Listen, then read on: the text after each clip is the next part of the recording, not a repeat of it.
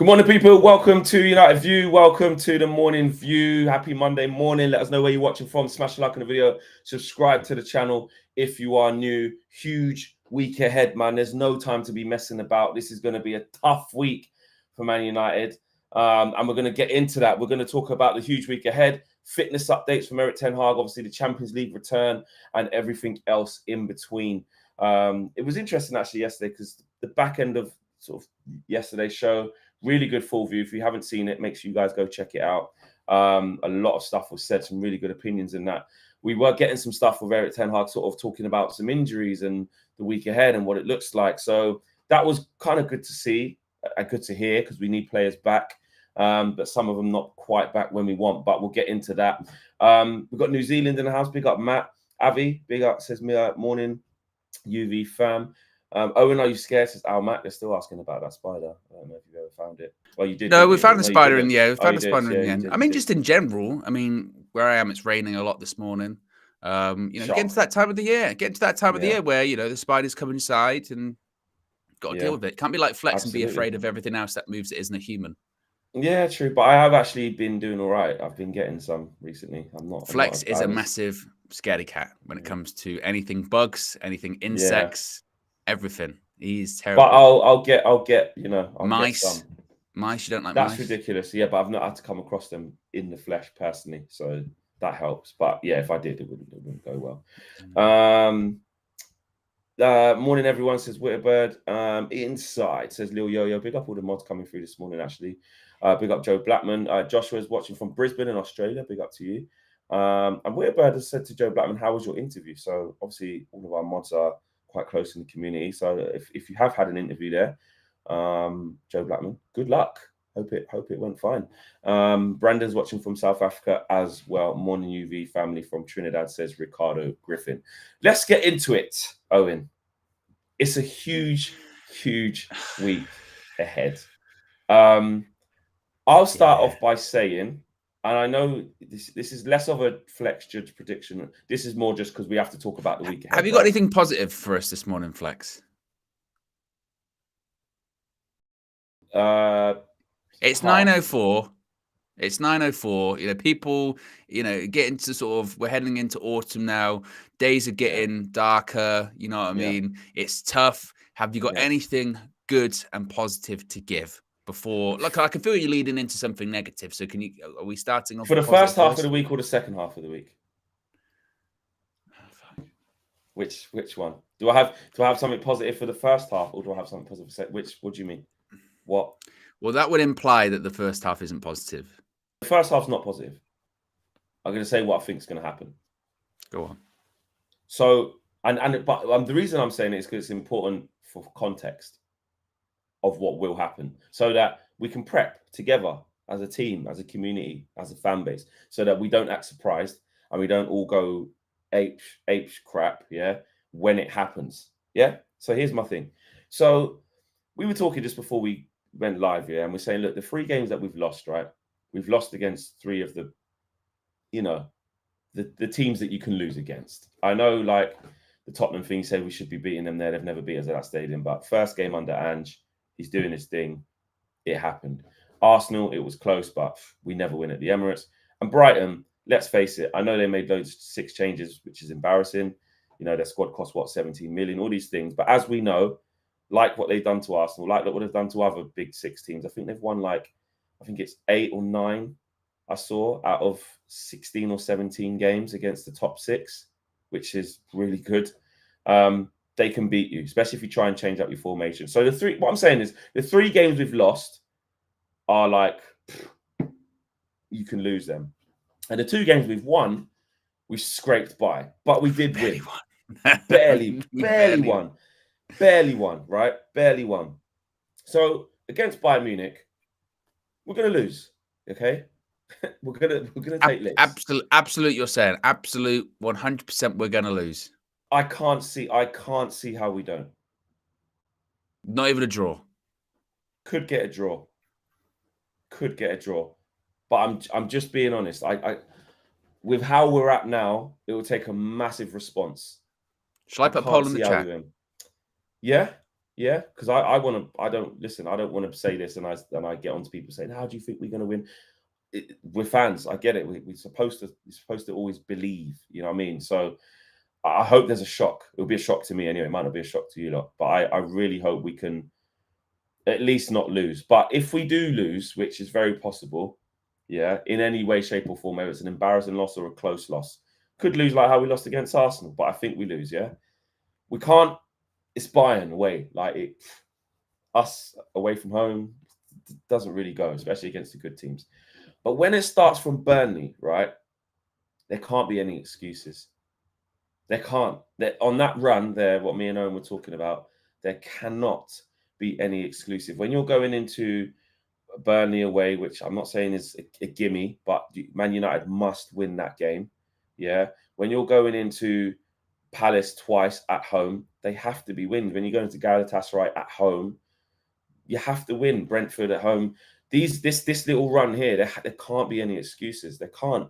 So if we start losing to teams where you really are looking at it going, but they're not good. How are we losing to them at home? How are we losing to Crystal Palace at home? You know, how Galatasaray coming and doing us at Old Trafford? You know, things like that. Then I'm like, massive, massive problems. But this is where Ten Hag is in his bag, because I challenge him and I think he will get a reaction from this team. He's got to get a grip. There has to be something within that squad now that says, come on, we have to start our season. We've got a decent run after this Bayern Munich game. And even if you include the Bayern Munich game, maybe I'm being a bit defeatist, but let's put out a big performance at least. You know, let's get out of here with a point.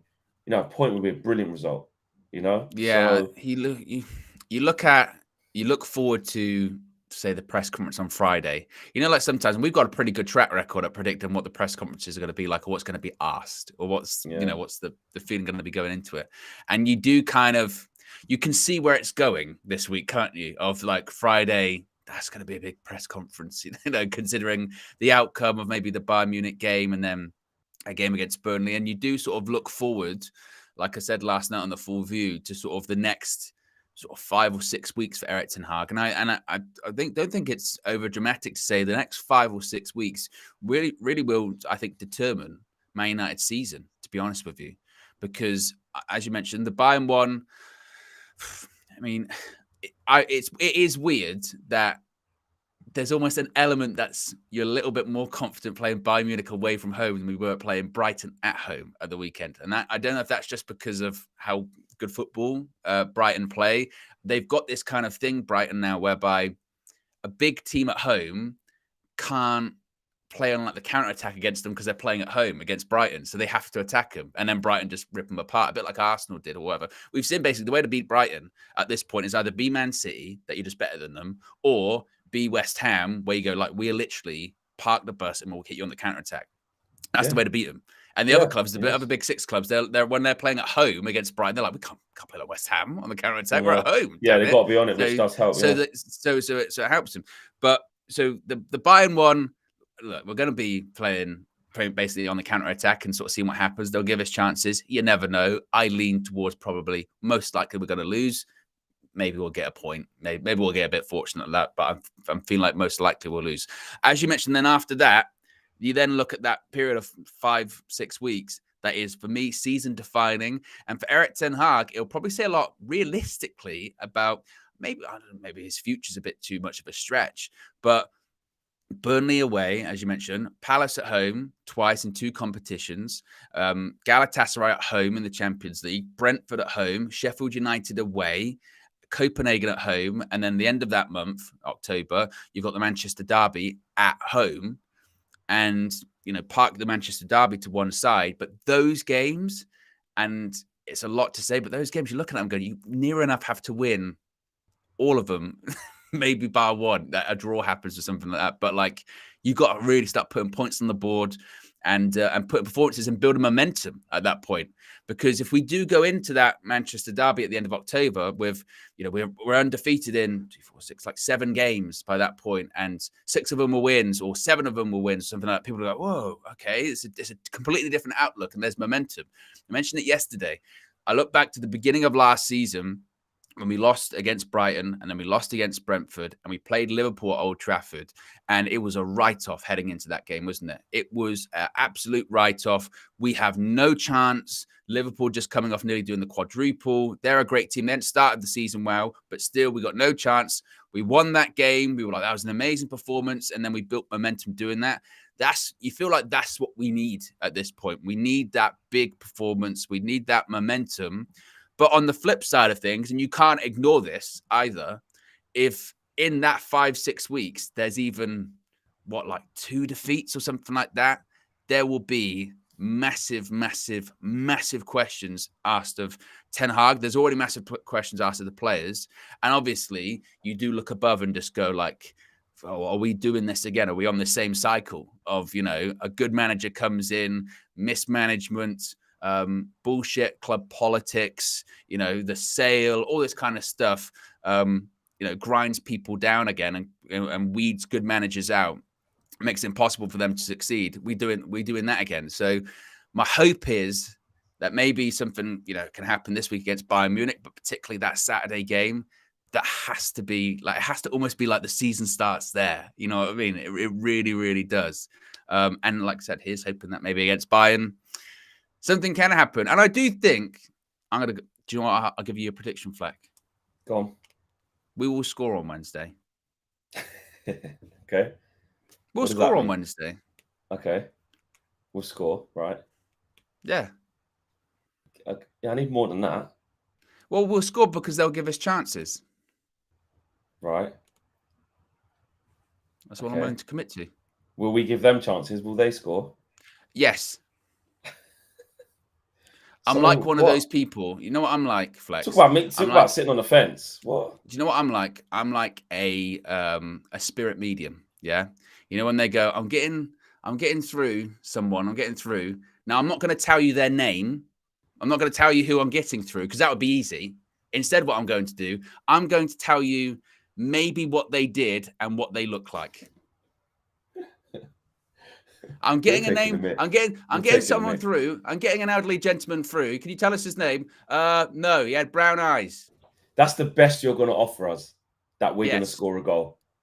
Yes. I'll tell you what, Flex, here's a prediction. I'm locked in, Owen. Give it to me. We're going to score. Okay. Yeah. And what else? It'll be played in Germany. Oh, I can't stand you. Do you know what? Yeah. Allianz Arena. And this is the thing. The referee will blow his whistle. There will be a game on Wednesday at the Allianz. Now, I can predict. I feel like I can predict how the game will go. There'll be a period where we play all right. Yeah. However small or big it is, 15 minutes, 20 minutes. 5, 20, maybe a half. Whatever it is, there'll be a moment or moments in the game where we go, do you know what? In this period, we're doing all right. False sense of security. And then one mistake will happen or a bit of brilliance from, Coleman or Musiala or Gnabry or, Kane being on the end of it or whatever. And then that will undo us and then we won't recover from that. So if we do score, yeah, probably would be first. Probably would be. I was about to say, do you think it'll be if we do? I would agree with you that if we score, if most likely it'll be if first. They score first, we ain't scoring. And we go, fuck, I can't believe that. Exactly. we're going reaction. Halftime 3-1. We go 100%. And that sounds horrible. I don't want it to be true, but that's the DNA of the team right now. That's what that's what it is right now. That's how they are. That's the proof that we've seen in the 5 games we've played, that we can play well for certain periods. And you can struggle. And look, this is going to be the best team we've played. You could argue, and this is like you said, some people say Brighton played better football than Bayern. You could argue that Arsenal could give Bayern a game. Who's better out of Bayern and Arsenal? Player for player, probably still say Bayern. But if they played tomorrow, that would be a hell of a close game. I think Brighton would give them a game. I swear to you, honestly. Absolutely. They're that good in the way that they play football. So they really are. We're about to play another top team though, away from home. So in some points, it will suit us because Bayern are at home. Big expectancy to mash up Man United. Basically, we're not very good away from home, and they will have a lot of the ball, which does make it even clearer and even easier for us to play in a low block, hit them on the break. But it's how Ten Hag approaches this game. You know, Charlie was saying, you know, he reckons that Diamond's here to stay. Does Ten Hag see some sense after the other day, and go with a front three with some width, and then go back to a midfield three? This is the thing about the Diamond, isn't it? And we were chatting about this yesterday during the full view, and it is a somewhat valid point in that you go, if we had all of our midfielders available, and look, it did work for 20 minutes, and I understand that football's played across 90 plus, probably about 100 now. So let's almost park the 20 minutes thing. Yeah. But if we did have all of the midfielders available, well, maybe that would work over 90 minutes. Maybe that would work over a longer period of time, because you've got Amrabat, Mount, Kobe Mainu, all then suddenly available. And you go, well, actually, maybe those options would work out. I don't know. I have a question for you, Flex. You know me, love a press conference. There will be one Tuesday prior to the game on Wednesday. Usually you have a manager in Erik ten Hag and you have a player in the press conference. Given everything that's going on at the moment, who do you suspect that would be in the presser?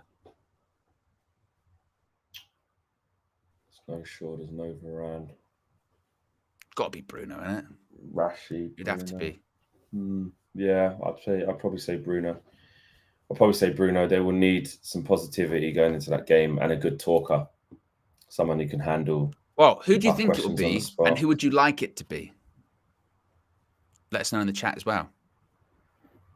Who do you think, and who would you like? Probably Bruno, I'd say. He's the captain. It's a tough moment. It's a difficult moment. We're going away from home. You know, I'm thinking of big talkers. It's Onana, maybe. But he's new. But he could talk. Definitely can talk, but I don't think they'll pick Onana. Leacher, he can speak. He does the angry face thing. He done one when we went to, was it Betis or was it Villa? I think it was Betis. He done that one. Away. I wouldn't mind it to be Rashford, because he'll get questions about, like, I think it'd be good for him to talk, given some of the criticism. He doesn't like it, though. He doesn't like it. But I think it'd be good. Do any good. I think it'd be good. You think good would come out of that if Rashford has to speak to the media? Defend yourself. Because they'll ask him about, hey, there's been some sort of, accusations you can be quite sort of greedy when it comes to, playing, or at the weekend, you took the most shots without scoring in a Premier League game since 2016, Zlatan Ibrahimovic. Why do you think that is? Or how did you rate your own performance? Because it would be good if he came out and said, you know what, at the weekend, I wasn't good enough.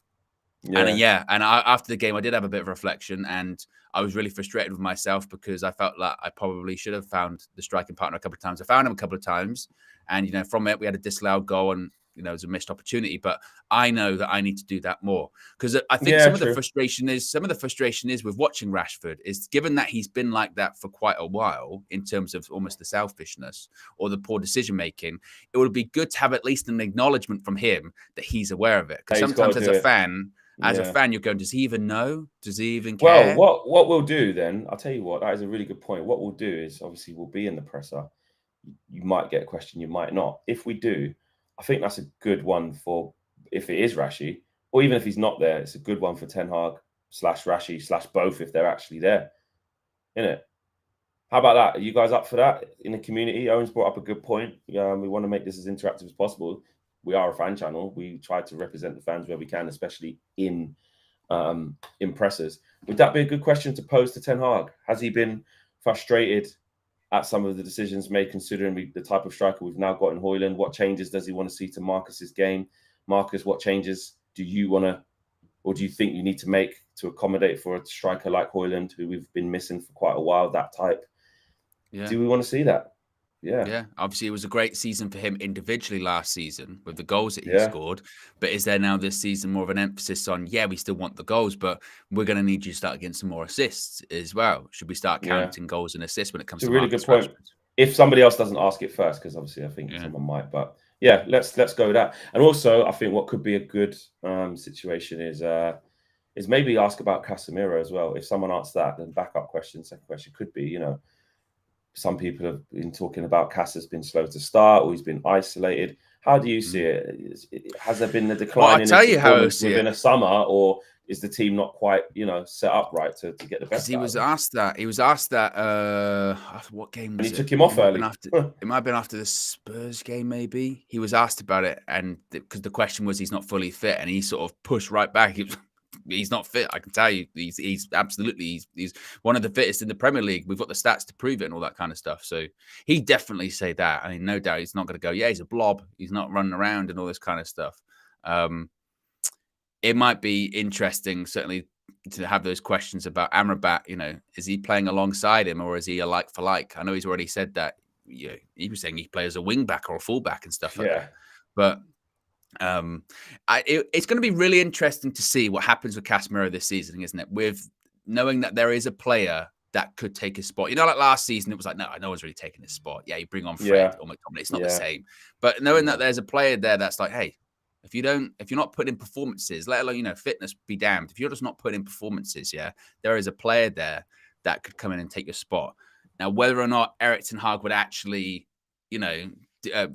have a period of time where he dropped Casemiro, I knew he did when he first started, but Ten Hag is stubborn. Ten Hag has got his favourites. Likes Casemiro. He trusts him, and that's going to be interesting. I'm very curious to see if someone eventually, even uses the word favourites to him in a press conference. Eric, what have you got certain players that are automatically on? I ain't gonna make it be me, so we can't go back in. The way you phrase it, but Eric, is there, when you're selecting your team, is there sort of certain names that are just automatically on there, or is everyone fighting for their got a fair spot? chance of playing? Because why on earth have you not played Pellistri? Because if I was his agent, I'll be ringing and saying, "Get me out by January, Eric." Do you know what Jamie Jackson would be like? He's very direct with his questions. Eric, I tried it the other day. What does Facundo Pellistri have to do to play? Yeah.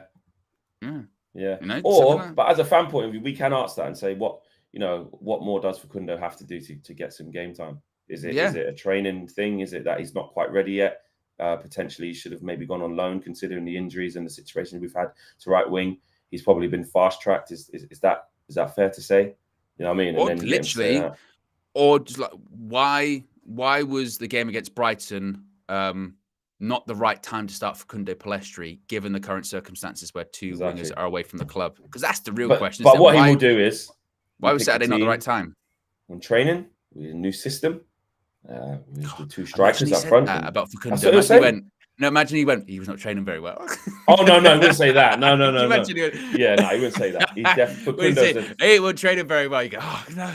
He definitely wouldn't do that. Facundo's definitely a good kid in terms of like his attitude and like trying his ass off. But I just think he would say it's a new system. It's not fair. The young players need time. We tried something new, and we've been working on this since Arsenal. So we felt this was the right team for this game. And that's it. He won't say like he's not ready yet. He would never say that basically because of what happened with Anthony, what was brewing with Sancho, Ahmad got injured.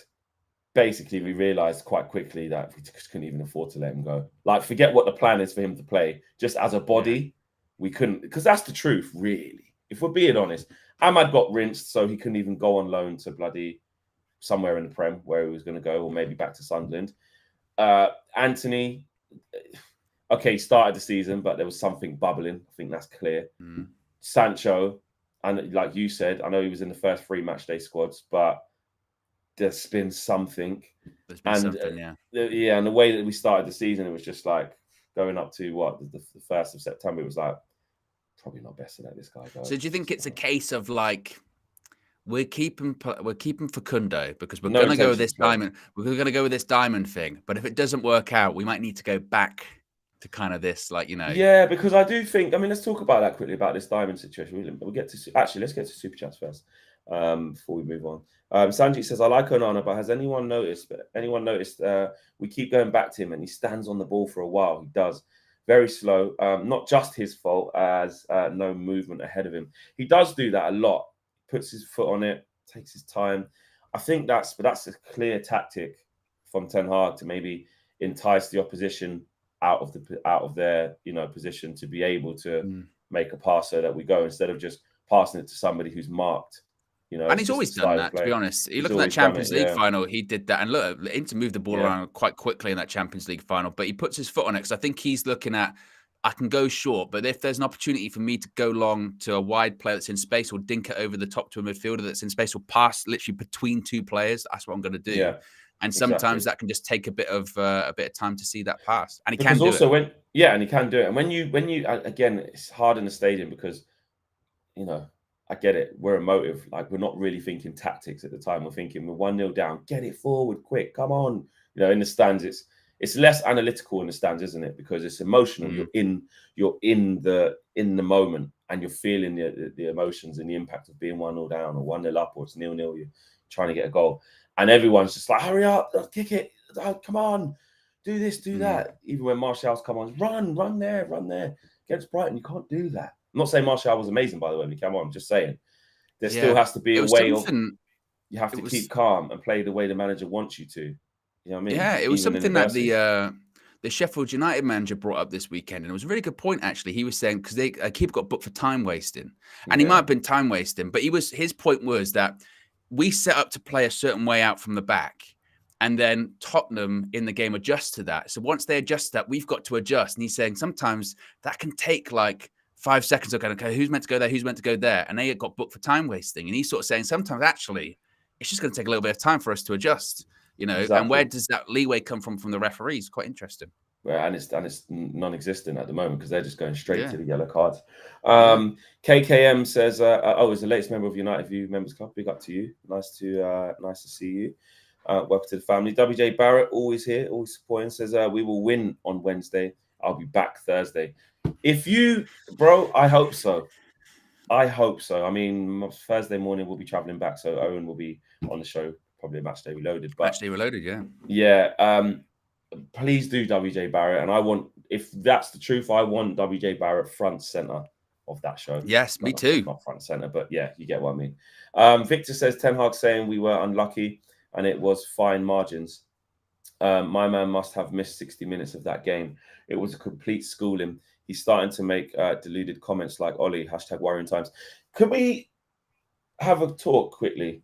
Actually, Daniel Luciano says, let me hold that. Let me like that one. Daniel Luciano says, in case going through early 30s Rooney type drop off, is Cass, sorry, going through that drop off. We have to wait and see. We have to wait and see how he responds, how the team responds, and if we can start getting some good performance out of him again. If we get no good performances out of him again for the whole season, I know it's only 5 games, then we have to talk about it. But I think he's still got to give him the benefit of the doubt because he was really good last year. Kyle Pass says Eric Ten Hag got the job on his Champions League performances. Wow. Daniel Luciano says, bring Palestri's dad in the pressure to ask, why is my son not playing? You are a liar.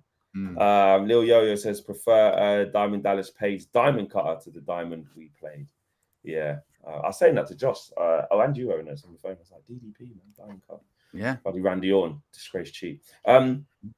Victor says, about Ten Hag's deluded comments. I'm going to be honest, he is saying stuff where I'm like, oh, come on, Eric, man. But is that just part of it? Is it all part of it to just make it about me, stop talking about the team and my tactics, and I'm just going to say stuff that's just on the edge, that's going to make people go, I can't mean that. It's a difficult one because I was thinking something similar to this, Flex, because I'm like, when people get angry, when he gets angry and he comes out, he goes, oh, 5 margins, I thought we played blah, blah, blah, blah. And people get angry. Oh, it's like Ollie, but what is he supposed to say? Like, clearly we're not playing at our best. And people want to say the truth. And do they want him to come out and basically like, we're shit, we're rubbish sort of thing? Because what benefit does really that do? Because then also the response is, whenever you come out and go, yeah, we're terrible, we're rubbish, people go, why aren't you fixing it then? You're the manager. Sometimes you have to, sometimes that's what you got to do. It's the same with Ollie. The problem is that people with Ollie is they genuinely believed he meant it. You know what I mean? They went, oh, that he actually believes that. Do you think that Ten Hag really believes a lot of it when he comes out and says it? Really? I think part of it he might believe when he says, we played well for 15, 20 minutes because we did.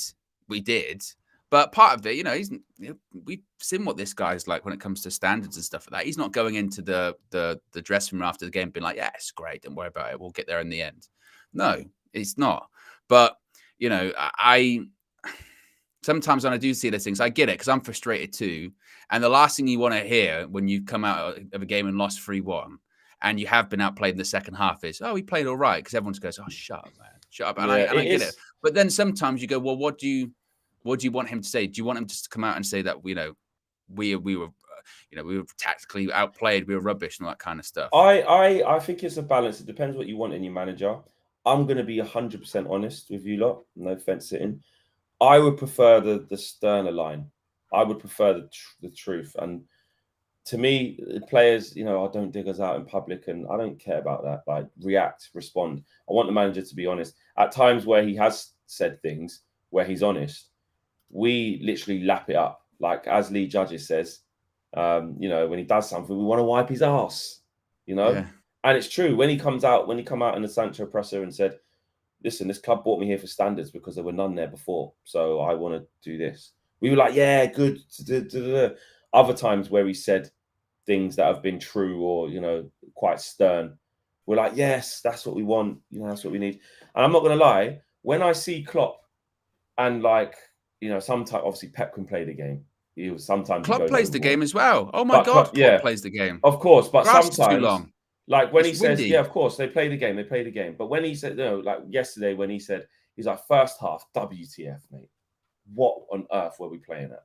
And it's probably easy to do that when you come back and win. Yeah, it's easy to say when you win. But I don't like too much deflection. For me, I want him to be measured. I want him to say, of course, we know that, we're not doing the right things. Not just talk about the decisions that we didn't get and say mad stuff that just invites pressure. But if that's his tactic, all it's doing is making us talk about Ten Hag, even now.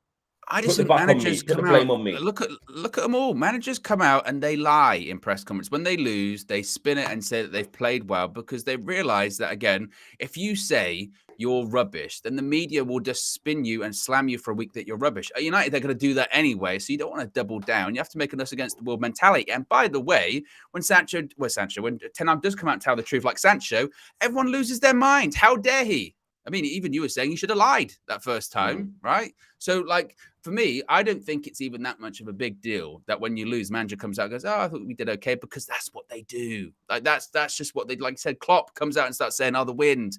Pep comes out and says, whatever it is. People come out and start talking about international breaks. That's what managers do. They come out and they deflect, because that's part of the game in the media. And you don't. And particularly with the Man United press pool, you do not want to give them an inch. The moment you come out and say, yeah, we're just tactically awful and we're this and we're that and we're the other, you see the headlines. Ten Hag slams team. Ten Hag throws this player under the bus. Ten Hag this. Ten Hag rants that this aren't good enough. And it's just not productive. You don't really see the headlines that go in that much going, Ten Hag said we played well for 20 minutes. So I think it's just, again, it's part of the course with managers. And like you said, what if you come back and like we did against Forest, then you can come out and go, yeah, it's not good enough, but you've won the game, so it's all right. So that's just part of the game when it comes to the media, I think. No, I see what you're saying. And it is a deflection tactic, like I said, to take the pressure off your team. Some managers go straight down that path and like, listen, if that happens, I don't want them rinsing the players and stuff like that. I'll take the blame. And he's not doing that in the dressing room, like I said. I think sometimes that's what people confuse it with. People, don't worry, everything's fine. We're playing all right. People mad in the dressing room. People see what they see, in terms of the interviews after the game, of press conferences, and they go, "This is what he's saying to the players." Of course not. You think we've seen like Klopp or Pep or whatever, when they say that stuff to the media, and they go back in the dressing room and they lose their shit. And I'm sure that Ten Hag would do the same, And what do they say? I back you in there every week, I make sure I do that, blah, blah, blah. You repay my faith. That's just Taylor's oldest time, isn't it? WJ Barrett says he was honest about Sancho and shit hit the fan. Victor says, but there are times you lie and times you say semi-truths. And WJ Barrett says, I prefer honesty, but it's difficult with this fan base. Yeah, I mean, it's always going to get taken out of context of whatever he says. It's not even the fan base as well. People are going to run, and the media are going to have a field day. Yeah. What did he say about the injuries potentially easing in terms of some of the fitness updates? So he was asked about some injury updates when it came to the Bayern Munich game, and he said, quote, maybe one player, but I think Munich is a little bit too short, said Ten Hag in the post-match press conference on the possibility of players being added to the squad for the Bayern Munich game. He then said, quote, but I think when we go to Burnley in the week after, I think players will return. Yes.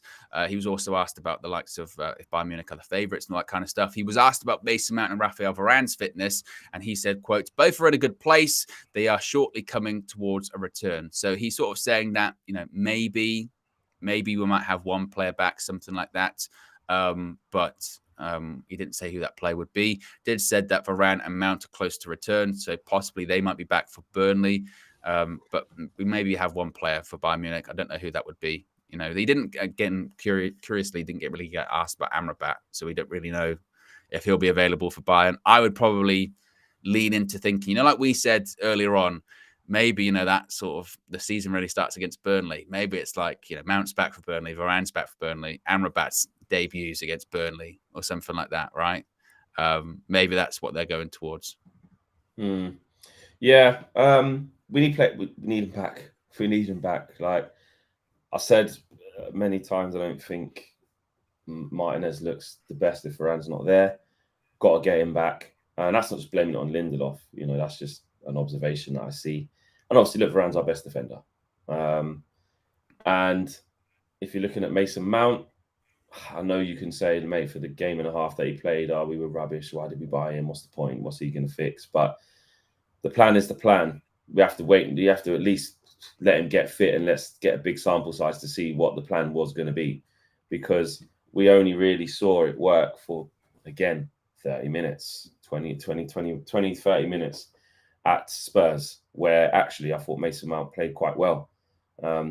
Then it went to shit after that, but you could see what we wanted to do. So if he is going to persist with this diamond, and obviously Amrabat coming back, then it's going to help us. We have to get players back because we have got injuries. It's not an excuse. That's not enough to say, that's why we're so crap. It's just the injuries. It is more than that.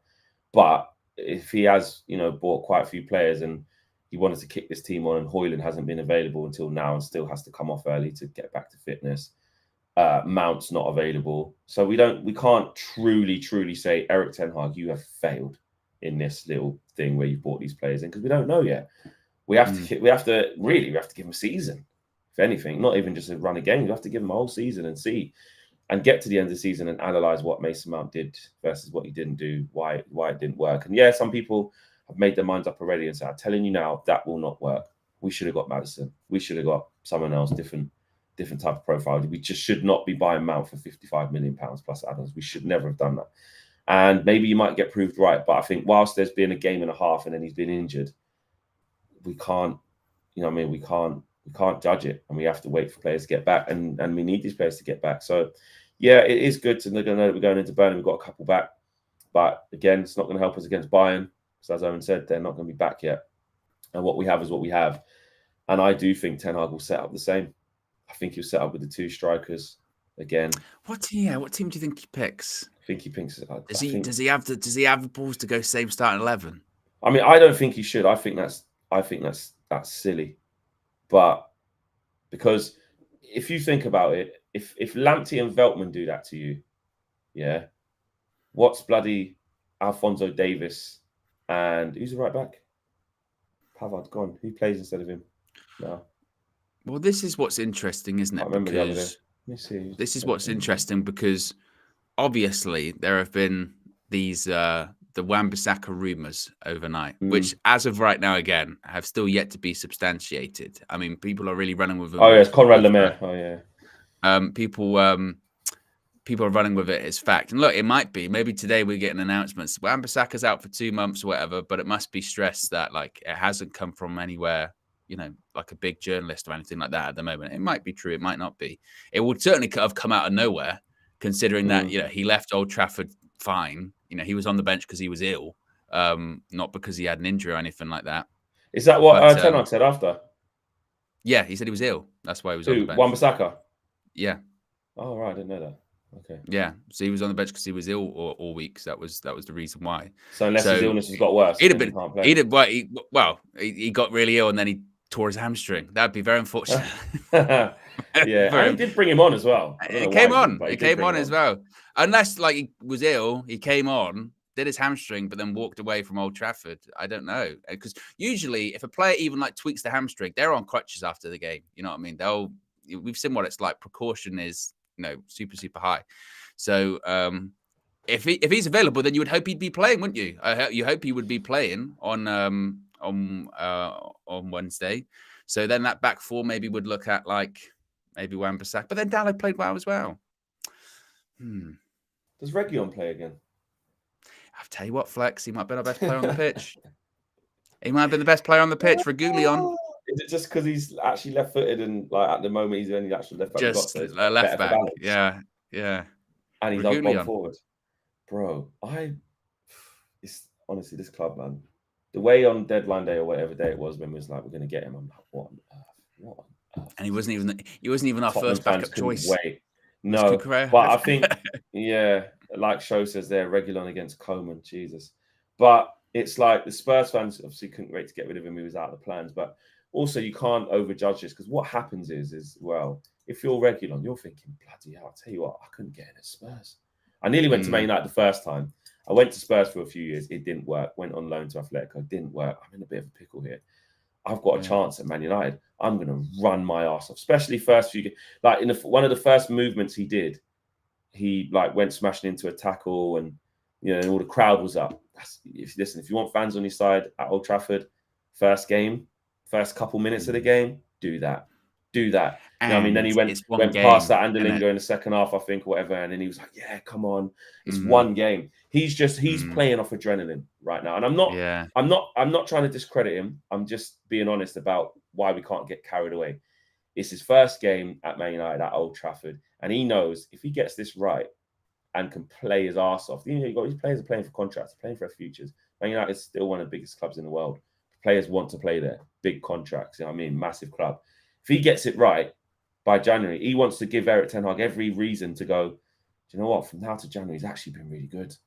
It would be silly to upset the balance and just send him back because we can. We need to keep him. If he plays against Bayern Munich, and he plays well, then suddenly him being named on the team sheet isn't like a surprise where we go, brilliant. No one's debating that afterwards. Then you're doing the starting 11, you're putting him in it. You're going, so Reguilon left back, because if he has a good game away in the Champions League against Bayern Munich, and you go, well, then he's playing clearly, no problem whatsoever.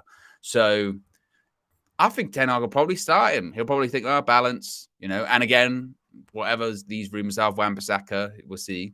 If he is injured, then definitely starting, because who else is going to play there? No one. I wonder if Kingsley Coman's injured or still in, because he wasn't in the team. I've just seen he wasn't there against Leverkusen. Wasn't even on the bench either. So I don't know if he'll be back for then, but it'll be interesting. Gnabry and Sane. And look, this is in support of us because we have to talk about both sides. It's not like Judge or Jinx or whatever. Sane's good, but he's not. If you put Wan-Bissaka, what side does he play on? He plays on the right, innit? Against Reguilon, let's see what he can do. Gnabry's good, but against Wan-Bissaka, should be a good little battle there. You don't think we'll get rinsed. What worries me, Flex? What worries me? And actually, because tactically this is a bit different this season for Harry Kane, because Thomas Tuchel has said to Harry Kane, like, I just want you between like the two centre backs. I don't want you dropping deep or whatever. If Harry Kane was playing like he does for, say, England or Spurs, where he did drop deeper, that would scare the shit out of me. The reason why is because if he dropped into sort of our midfield area, who on earth is going to pick him up? We are terrible at tracking runners. We are terrible at tracking people that can float in between spaces. That's how we've conceded a lot of our goals this season. So the fact that he's not going to do that is probably a benefit to us, but he might just try it at a couple of points in the game. And that, again, terrifies me because we are so vulnerable when people play between the lines. Like that is how those teams have scored those goals this season. One pass, they're between the lines, get ready for the cutback, You know, the cut back to the edge of the box on the penalty spot where there's 2 or 3 people waiting side-footed into the net. That's been the Man United conceding tactic or conceding blueprint this season. And that is a So Hurricane that worries me. special. Yeah. You know what I mean? Well, every kind of finish is a Hurricane special. But, you know, if you take your eye off it, you know, like I said, Sane and Gnabry can cause problems. You've got Thomas Muller, who's just hasn't aged and is still going. I don't know how. What a player. And the atmosphere, isn't it? It's the and atmosphere as well. that's the biggest thing. Yeah, That's the thing. You know, you that see place it. rocks, doesn't it? It It's gets rocking. loud. It's got all the behind the goals, it's got the flags, and it's just constant. Even when they're playing crap, it's just constant. And Josh will tell you, I've seen it when we just fold in them big hostile things. The Sevilla one was one of the worst ones I've seen. Yeah. That's when the players walked out. I went, Josh. No. Yeah. No. I was on the phone to you, didn't I? Roll. I think you called. I think you called me, and I literally, I went hello, and you. All I could do was flex. Go, you went, eventually, you went, it's loud here, and I was like, oh my god! It happened away at Atletico, which my son Anthony got his first goal for the club. But when they walked out, I went, no. Well, we were surprised we drew that game, weren't we? We were like, oh my god! Absolutely, and that probably was a weird draw. And then the one at Barca was interesting because when they walked out, it was really loud, but actually, to the detriment of Barca, I was like, actually, I thought they didn't really keep it up. So yeah, it's a tough one. United Relay says, what are the strengths of this team and how are they going to be utilized versus Bayern? Well, strength is counter, but are we even going to be playing wingers? Don't know. Do you know what I mean? But in transition, we've got to be quick if you're going to play 2 strikers and this diamond. So that is a strength. And individual brilliance. Brilliance, yeah, exactly. It's like not even work. You know, like when we played Liverpool, I go back to the Liverpool game because work rate. We came out of that game, didn't we, last season? We went, I tell you what, they worked their asses off that game. They really did. They put a shift in. I haven't seen that tenacity for a while. Maybe since the Barcelona game last season, where you got to tell you what, we were tenacious. We were up for it. You know, talk about Casemiro, that game against Barcelona, he was up for it that night. Big tackles. One of them was a mistake playing up from the back, I think, and he managed to make the block in the end. We haven't seen that from a lot of players in a while, where it's just like, I tell you what, these guys are up for it today. They are flying in. We're just very timid, very soft.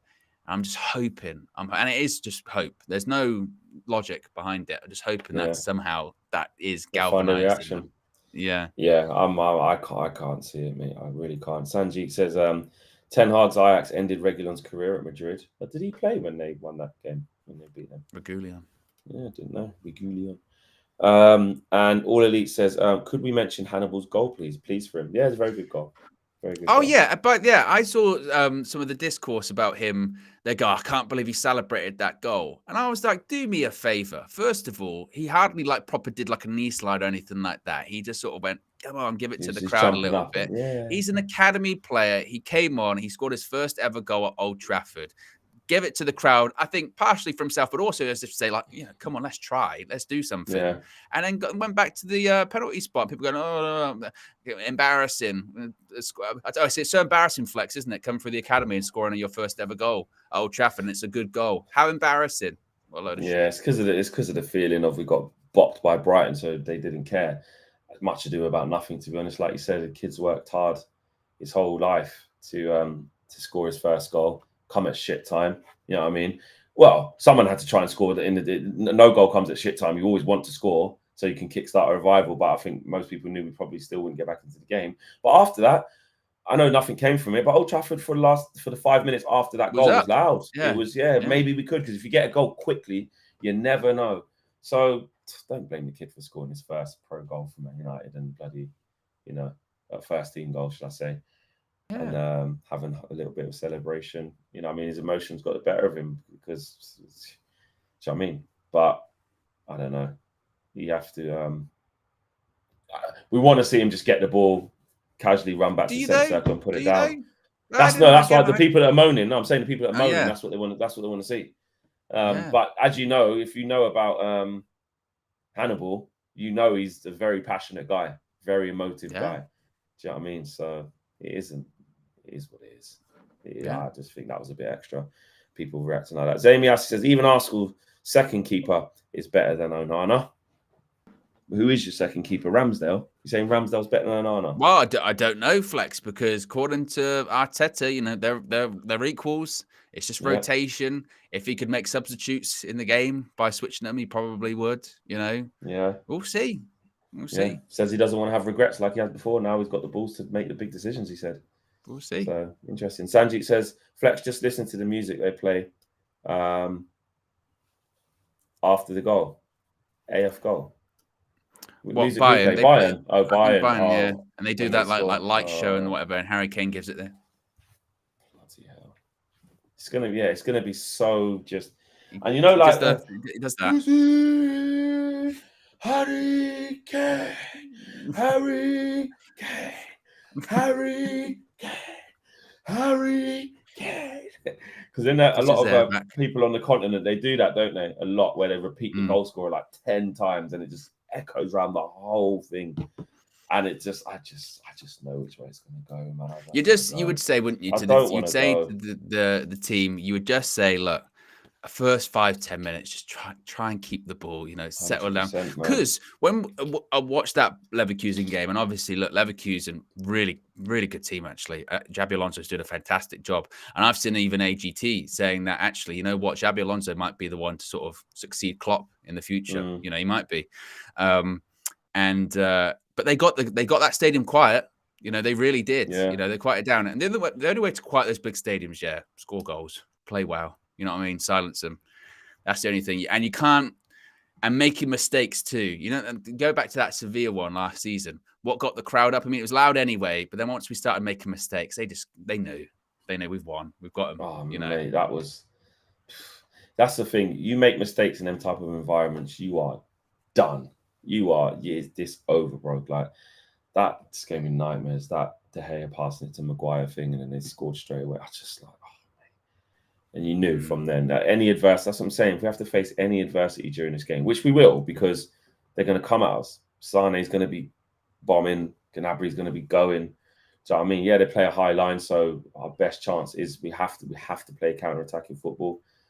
But Kane I just think he's going to feast. I really do. Well, it's a bit like, you know, when we played Arsenal away and first, what was it, like 10 minutes, they were on us. And first 5 minutes, we were like, oh my God. But then we started to keep the ball a bit better on the back. And it was actually, you know what, you take the sting out of the game a little bit. That's really what you want to do. You want to take that. And you want to get to the point where you play it around at the back a couple of times, a bit like against Arsenal. Yeah, invite them on a bit. The other team then starts to back off because they're going, look, we can't get the ball off them at the back. Yeah, so you get a bit of calm. Yeah. Yeah. You get a bit of calm because I'm telling you now, like, a draw. Matic. Bite your hand off. Dan James. That's who we need in that team. Dan James and Marshall. Marshall on the left. Good. It's all good having this new kid Hoyland, but he's no Marshall.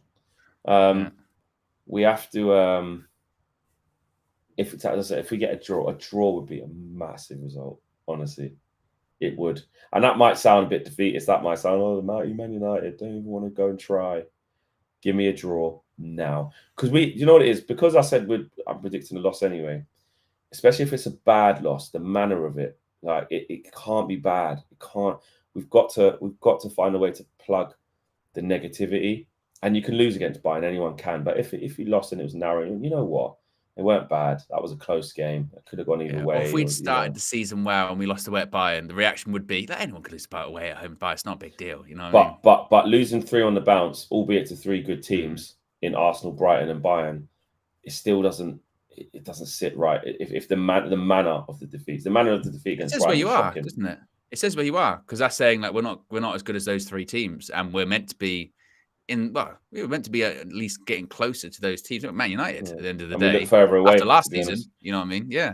We look further away from Brighton. We look further away from Arsenal. Further away from City. Liverpool look better than us now. You know, and like you said, if there was a few more games last season, they would have got us anyway. Like it's so we've gone back to already. You're going.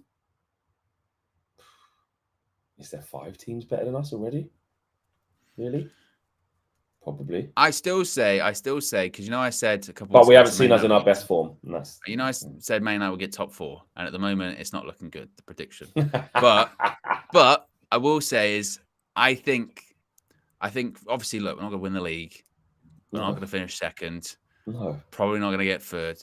But it's way too early to be like, oh yeah, fourth place is Of course, or anything like that. You of know what I course. mean? This season is not a write-off. Like that's why when No, you say Man United in crisis, it's this. That's why we're saying about this next batch of games. Batch of games. Take the Bayern one out, but actually no. Do you know what? No, don't take the Bayern one out. Actually, I know I'm saying we can lose there, but again, you have to show reaction. You have to show something, some minerals. Even if you lost, be like, do you know what? That was close, man. That was just a bit of individual brilliance from Harry Kane. What a header. What a finish. There's not much you can do about that. We had chances, didn't take them. We get out. Let's put it right against Burnley. Not pathetic. We conceded after 10 minutes and the floodgates just opened. What? No one's running. 5-0. Yeah, it can't be that. It can't be that. It can't be if it's that. We've got massive profit. Burnley, forget it. Because that's what I'm saying about us in terms of like switching gears. We don't go from one extreme to another. It's a constant. Do you know what I mean? Yeah. And that's the problem. When we were going into them last 4 games, remember, and I was like, if we don't beat Wolves, I don't think we're going to get top 4 because we'd lost against Brighton, we'd lost against West Ham. But even the way we beat Wolves, it was 1-0 for ages, and they could have got back into that easily. And then Garnacho came off the bench near the end when they were going for it, and it was 2-0. But like someone said it the other day, and it's so true, and we've been saying it for a while. We haven't played well in ages. We haven't since Barcelona. Maybe the Carabao Cup final, whichever one came before or after. I think it was Carabao Cup. Carabao Cup final was last. Yeah, last. Since then, and even that game, you could argue, it's nip and tuck, but that's a final. So let's maybe even take that out of it. Barcelona at home was the last time I think I came out of a game going, I tell you what, we did really, really, really well today. We were the better team. We were excellent for the majority of the game. Since then, it has been like when we win games, it's like, we got away with one there, or we were up against it for a while there. Because I even remember when we played Chelsea at home at the end of the last season, and Chelsea, that's poor Chelsea. They could have had like 3 or 4 against us that day. Oh, mate, you know what I mean? And that was a crap Chelsea side. It should have been about 3 up. It was insane. Or we said the game could have been like 7-8 or 8-9. John says it there. Chelsea at home, like we didn't play well that day. We were so vulnerable that day. We haven't played well for a while. Really, really well. Yeah. Yeah. Sin Game says Eric Ten Hag must demand a reaction. He needs to take out his favourites already. If I see a starting lineup like that again, then I'm all in on Ten Hag out. Aya says Man United fans now negotiating how they lose. Sad. Exactly. Very true.